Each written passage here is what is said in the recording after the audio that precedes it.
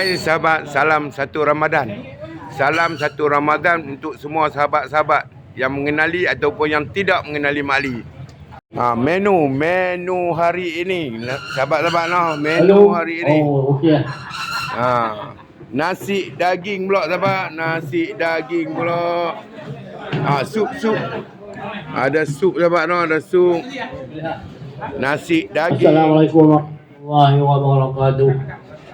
Selamat berpuasa ya Allah.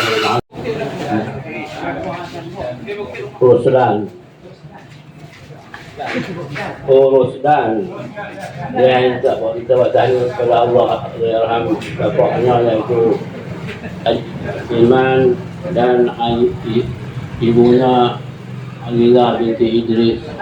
Astaghfirullahaladzim alladzi la ilaha illa huwal hayyul qayyum wa atubu ilaih. Astaghfirullahaladzim alladzi